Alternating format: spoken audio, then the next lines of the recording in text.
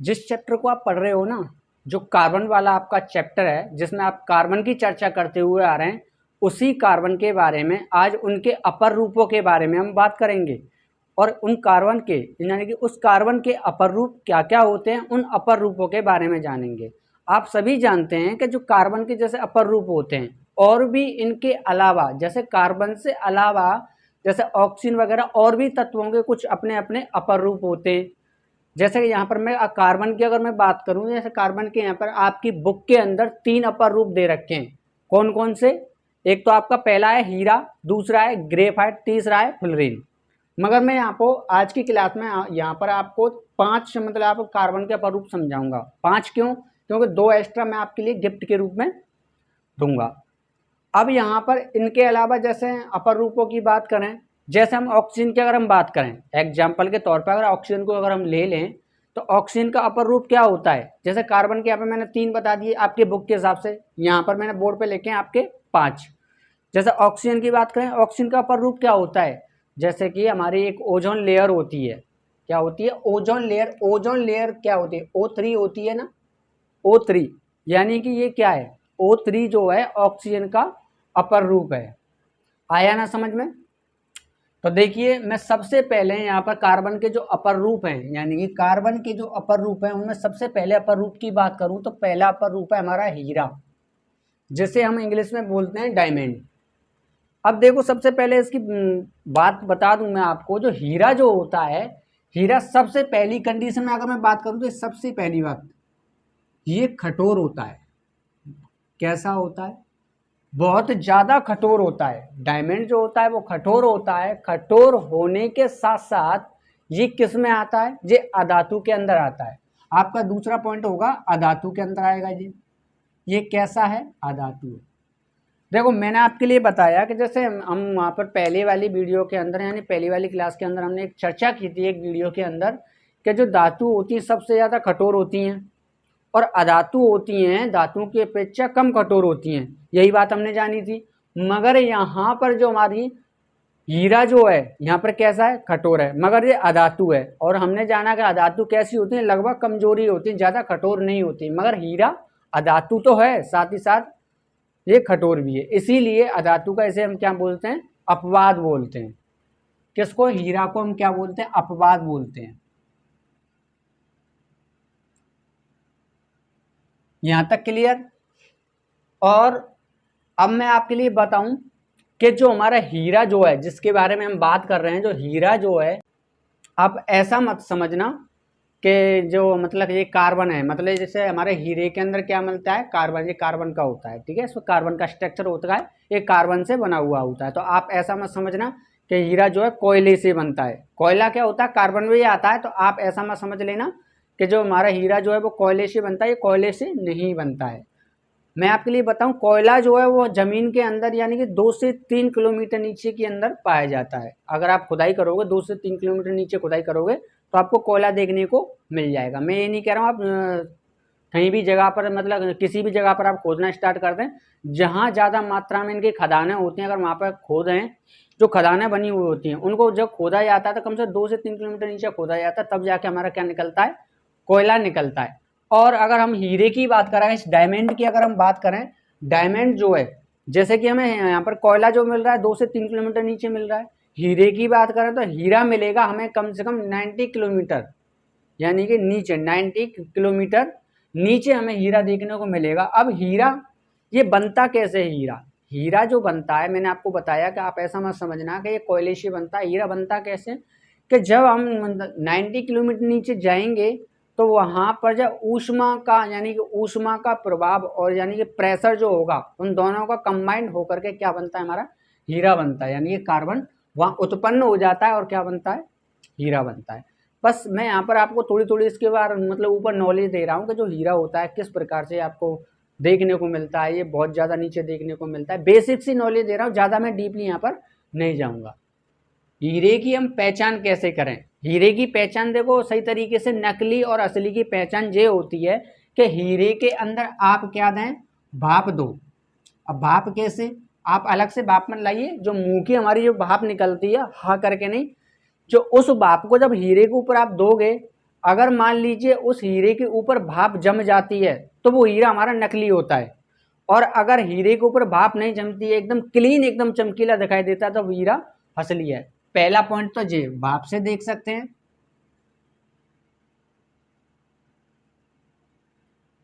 दूसरा पॉइंट हमारा क्या होगा, दूसरा पॉइंट होता है हमारा कि आप क्या करिए, हीरे को अपनी आंखों के सामने लेकर के आइए। जब आंखों के सामने आप लेकर के आएंगे उसे, उसके आर पार देखेंगे तो आपको सतरंगी कलर दिखाई देने लग जाएंगे। जैसे इंद्रधनुष जो हमारा बनता है, इंद्रधनुष की तरह आपको कलर देखने को मिल जाएंगे। तो मतलब अगर आपको बहुत सारे उसमें कलर देखने को मिल रहे हैं तो हीरा असली है, अगर आपको कोई भी कलर देखने को नहीं मिल रहा तो हीरा नकली है। यहाँ तक बात हो गई। अब इसकी अगर हम बात करेंगे परिभाषा की, अगर हम बात देखो थोड़ा सा और समझ लेते हैं। हीरा जो है ये अपने सिंगल बंध से, यानी कि एक कार्बन के 4 बंध होते हैं और चारों बंधों से और इसके 4 कार्बन जुड़े होंगे ऐसे करके। अब बाकी के जो कार्बन है इनसे भी एक एक बंध से और भी कार्बन जुड़े होंगे। इसका स्ट्रक्चर कुछ इसी प्रकार से बनता है, जैसे कि पहला मैंने एक परमाणु ले लिया कार्बन का, दूसरा परमाणु एक बंध से ये जुड़ गया, एक ये जुड़ गया, एक ये जुड़ गया और एक ये जुड़ गया। इस प्रकार से 4 कार्बन जुड़ गए। अब इसके अलावा जो कार्बन जो जुड़े हुए हैं इनके भी मतलब बंध बनेंगे, 4 बंध बनेंगे, 4 बंध और कार्बन जोड़ेंगे अपने साथ में। आपको मैंने यहाँ पे चित्र नहीं बनाया है, आप देखो साइड में, आप फोटो आप यहाँ पर आपको देखने को मिल रहा होगा, फोटो में देखिए आपको चित्र देखने को मिल जाएगा किस प्रकार से हीरा का चित्र यानी किस प्रकार से बनता है।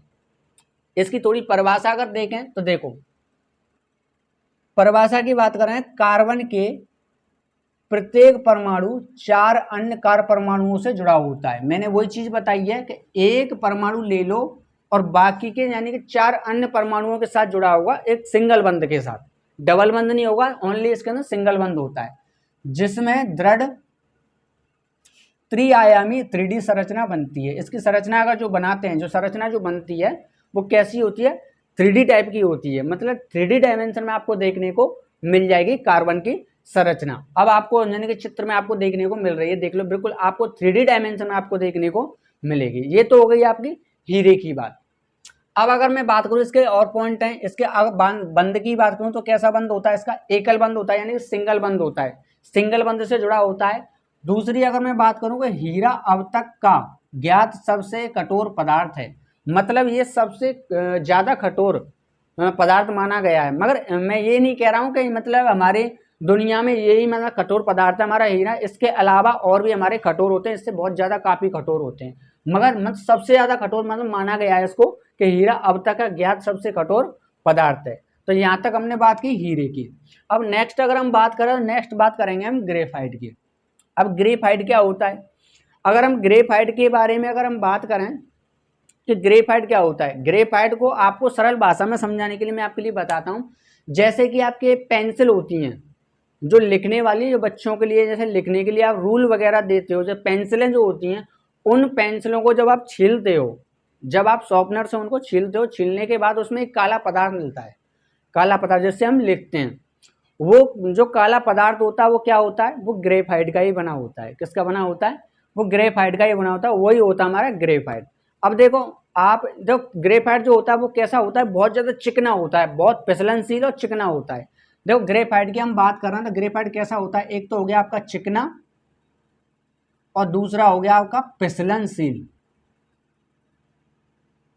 ये दोनों गुण हैं इसके अंदर, एक तो बहुत ज़्यादा चिकना देखने को मिलेगा, दूसरी बात ये फिसलनशील होता है, मतलब ऐसे ऐसे करके नहीं फिसलता रहता है, ऐसे ऐसे करके परत सी इसकी मतलब फिसलती रहती है, चलती रहती हैं, और चिकना भी होता है साथ साथ में। अब देखो इसकी सबसे अच्छी बात बताऊं कि जो हमारा ग्रेफाइट जो होता है इसका विद्युत चालन हम करा सकते हैं। अब विद्युत चालन कैसे कराएं, देखिए आइए कराते हैं।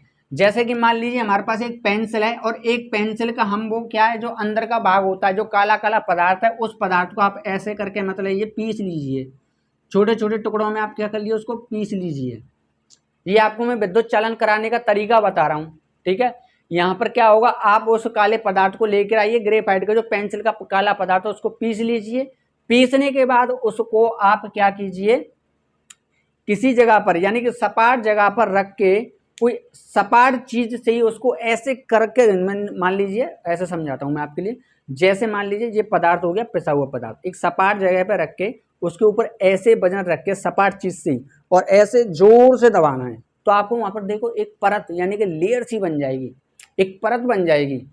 वो परत किसकी होगी? ग्रेफाइट की ही बनेगी। मतलब जो हमारा मिश्रण है, जो हमारा मिक्सर है, जो हमने पीसा हुआ जो पदार्थ है, जो हमारा पीसा हुआ पदार्थ जो है वो आपस में उसके कण मिलकर के एक लेयर बन जाएगी। अब लेयर को आप रखेंगे जैसे ही, तो आप कीजिए, आप क्या करेंगे, एक मोटर लीजिए, एक मोटर से उस और उसमें एक बैटरी जोड़िए, यानी कि दो तार होते हैं, एक तार उसमें क्या जोड़ेंगे आप, मोटर के यानी कि बैटरी में जोड़ दीजिए, और दूसरा तार आप कहाँ पर जोड़ेंगे, एक बैटरी में जोड़ दीजिए, और आप यानी कि एक तार मोटर का बचा और एक बैटरी का बचा। जैसे ही आप इस ग्रेफाइट की लेयर जो बनी है इससे जैसे टच करोगे, जैसे ही आप इसे टच करोगे यानी कि एक बैटरी के तार को और एक मोटर के तार को, ऐसा नहीं उन तारों को टच नहीं करना है, यानी कि जो हमारे पास ग्रेफाइट है ना उससे आप टच कीजिए बगल बगल से, साइड से, किनारे से, तो क्या होगा, मोटर चलने लग जाएगी।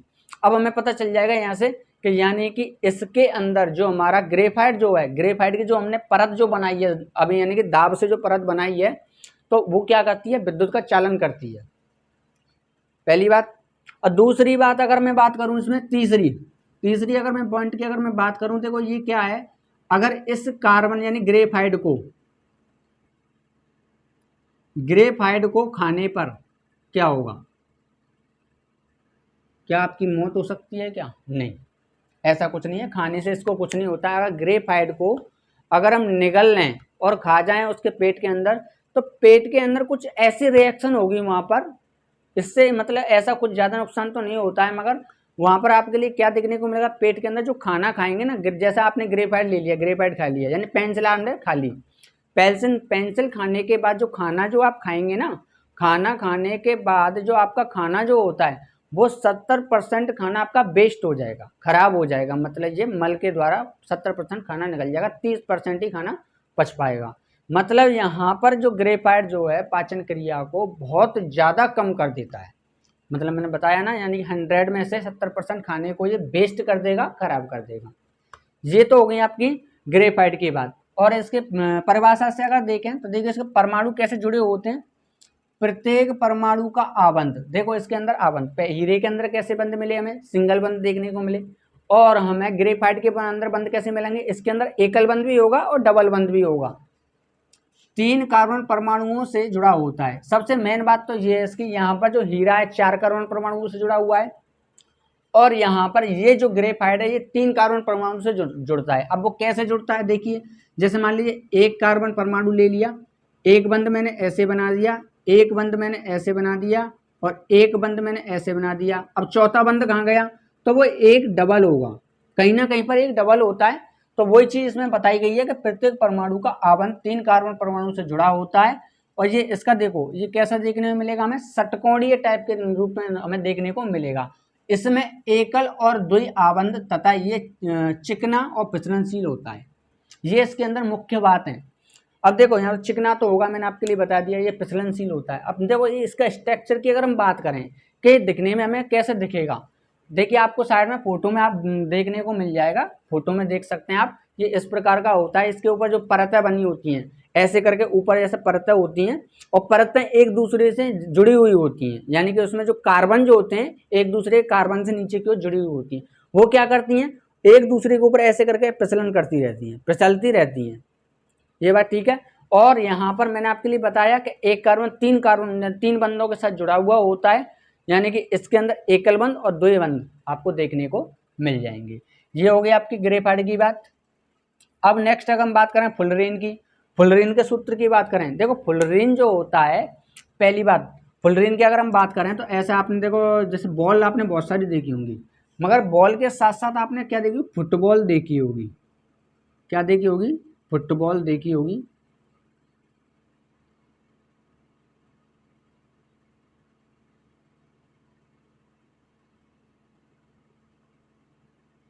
आपको फुटबॉल देखने को मिलेगी, आपने जो फुटबॉल देखी है ना, बिल्कुल जैसे हम फुलरीन की बात कर रहे हैं, जो फुटबॉल आपने देखी, फुटबॉल के ऊपर कुछ आकृति बनी होती है, षटकोणीय टाइप की आकृति बनी है, उसी प्रकार का आपको फुलरीन देखने को मिल जाएगा। इसके सूत्र की अगर हम बात करें, सूत्र होता है इसके कार्बन, यानी कि फुलरीन के अंदर कार्बन की जो संख्या होती है वो 60 होती है। मैंने यहाँ पे लिख दिया है, यहाँ पे जो सूत्र है आपका, कार्बन की संख्या कितनी होती है, 60 होती है। और यहाँ पर देखो इसकी परिभाषा की अगर हम बात करें, कार्बन के परमाणु फुटबॉल के रूप में व्यवस्थित होते हैं, मतलब जो बिल्कुल फुटबॉल जो होती है उसी प्रक्रिया में ये व्यवस्थित होंगे, ठीक है। और यह अमेरिकी, देखो एक वैज्ञानिक थे, यह अमेरिकी आर्किटेक्ट बकमिस्टर फुलर द्वारा डिजाइन किए गए जो एक जियोडेसिक गुम्बद है। यानी कि अमेरिका के अंदर एक वैज्ञानिक थे, उनका नाम क्या था, उनका नाम था आर्किटेक्ट बकमिस्टर फुलर, ठीक है। इनका ये पूरा एक वैज्ञानिक का नाम है। उस वैज्ञानिक द्वारा डिजाइन किया गया किस प्रकार से, जो कि हमारे अमेरिका के अंदर इस नाम का, यानी कि जियोडेसिक नाम का एक गुम्बद है। और गुम्बद कैसा होगा, जैसे मैंने आपके लिए बताया कि फुटबॉल होती है ना, आपकी फुटबॉल जैसे ही गुम्बद बना हुआ है अमेरिका के अंदर, उसी आकार पर आपको बिल्कुल सेम टू सेम जैसे कि गुम्बद बना हुआ जो अमेरिका के अंदर, जिसका नाम क्या है, जियोडेसिक है, जियोडेसिक जैसे बना हुआ है, बिल्कुल उसी की संरचना, बिल्कुल सेम टू सेम रूबरू उसकी संरचना यानी कि फुलरीन की होती है, सेम टू सेम। और अगर आपको नहीं गुम्बद वगैरह अगर आपने नहीं देखा है तो आप सर्च करके आप इमेज उसकी देख सकते हैं। फिर भी उसके अलावा अगर नहीं आपको समझ में आ रहा है तो आप बस इतना याद रखिए कि जो आपकी फुटबॉल होती है, फुटबॉल के ऊपर जो आकृति जो बनी होती है ना, आकृति के ऊपर जो षटकोणी षटकोणी ऐसे जैसे मिले हुए होते हैं, बिल्कुल उसी प्रकार का हमारा क्या होता है, फुलरीन बना होता है। यहाँ तक बात कंप्लीट। अब यहाँ फुलरीन के चित्र की अगर हम बात करें तो आपको साइड में देखने को मिल जाएगा, साइड में देखिए फुलरीन इस प्रकार का आपको फुलरीन होता है। अब देखो हमने 3 की बात की, जे हमने अभी तीनों की जो बात की है ये आपकी किताब के अंदर मेंशन किए हुए हैं, पहले से ही हैं, ये किताब के अंदर तीनों आपको देखने को मिल जाएंगे। अब इसके अलावा आपको देखने को मिलेंगे ग्रेफीन, जे मेरी तरफ से मैं आपको दे रहा हूँ, ग्रेफीन और कार्बन नैनो ट्यूब। इनके बारे में थोड़ा थोड़ा सा हम जान लेते हैं, ज़्यादा मैं इसमें डीपली नहीं जाऊँगा, थोड़ा थोड़ा सा आपको इसका बेस आपके लिए बता दूंगा। और आपको इसमें बस थोड़ा सा समझाना है, आपको समझ में आना चाहिए कि चीज़ें क्या होती हैं, आखिर में ये कार्बन के अपर रूप ही होते हैं, ठीक है। मगर आपको इनको तो याद रखना ही रखना है। पहला है आपका हीरा, दूसरा है ग्रेफाइट, तीसरा है फुलरीन। अब देखो ये तीनों यानी कि हीरा और ग्रेफाइट और जो फुलरीन जो है आपके तीनों जो है ये प्रकृति में पाए जाने वाले तीनों कैसे हैं, ये प्रकृति के अंदर पाए जाते हैं। और मैं बात करूं, ये ग्रेफीन जो है, ग्रेफीन और नैनो कार्बन ट्यूब जो है, ये मानव द्वारा निर्मित है, यानी कि वैज्ञानिकों द्वारा लैब के अंदर इनको तैयार किया गया है। इनको ध्यान रखना, ये प्रकृति में पाए जाते हैं, हीरा, ग्रेफाइट और फुलरीन। तो बढ़े आगे, तो देखिए अब हम बात करेंगे ग्रेफीन की। अब ग्रेफीन के बारे में अगर हम जाने कि ग्रेफीन क्या होता है, तो देखिए आज तक का टेस्ट किया गया सबसे मजबूत पदार्थ है। यानी कि जैसे मैंने आपके लिए बताया ना ऊपर, सबसे यानी कि कठोर पदार्थ कौन सा होता है, हीरा। आज तक का ज्ञात तत्व सबसे कठोर कौन सा है, हीरा है। मगर उससे भी कठोर होता है हमारा कौन, ग्रेफीन। बस इतना याद रखना, उससे बहुत ज्यादा कठोर होता है। और देखो ये क्या करता है, विद्युत और ऊष्मा का सुचालक है, यानी कि बड़ी आसानी से इसमें हम विद्युत का चालन भी करा सकते हैं और ऊष्मा का भी क्या होता है, इसमें चालन हो जाता है, यानी कि सुचालक हैं दोनों चीजें, यानी विद्युत और ऊष्मा दोनों की बात हो रही है।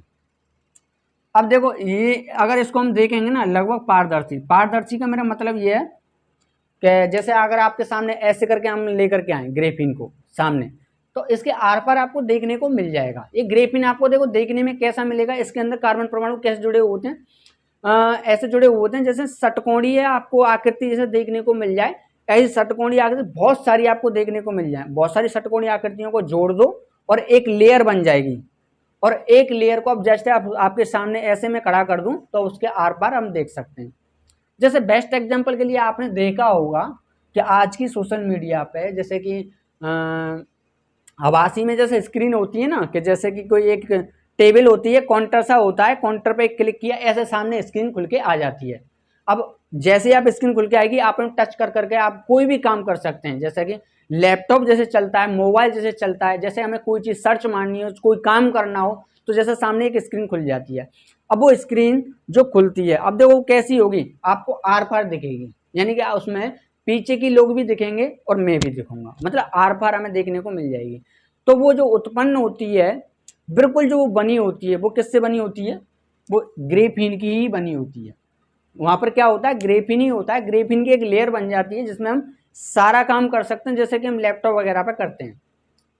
ठीक है, अब यहाँ पर मैंने आपके लिए एग्जाम्पल इसी लिखा है कि लगभग ये पारदर्शी होते हैं, देखने में इसको आर पार देख सकते हैं। अब जाने स्क्रीन एलईडी का जैसे हमारे सामने बहुत सारी टीवी होती है, एलईडी होती है, एलईडी के आर पार तो नहीं देख सकते, मगर वहाँ पे आपको ऐसी स्क्रीन देखने को मिलेगी जिसके आर पार देखने को मिल जाएगा। और वैसे आने वाले समय में अभी क्या है, अभी अभी आपके हाथ में लैपटॉप और मोबाइल ऐसी चीज़ें हैं। आने वाले समय में आप छोटी सी चीज़ रखेंगे, जैसे मान लीजिए छोटा सा कांच ले लेते हैं, है ना, कांच वो किसका होगा, ग्रेफिन का होगा। आप उसमें ऐसे टच कीजिए, कहीं पर भी खड़े हो आप टच कीजिए, टच करेंगे आपके सामने एक स्क्रीन खुल के आ जाएगी। जैसे आप मोबाइल पे काम करते हैं ना, वैसे ही उस पर काम कर पाएंगे।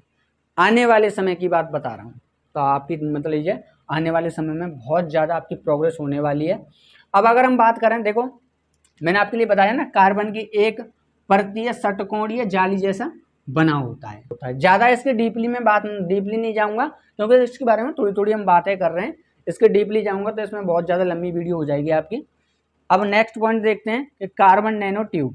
कार्बन नैनो ट्यूब क्या होता है, देखो ये बेलनाकार नैनो आकृति का होता है, अच्छे ऊष्मा का चालक होता है। इसके अंदर हम ऊष्मा का भी चालन कर सकते हैं। और सबसे मेन बात, सबसे बेस्ट चीज़ इसके अंदर हमें क्या देखने को मिली, कि तनाव झेलने की बेमिसाल क्षमता होती है इसके अंदर।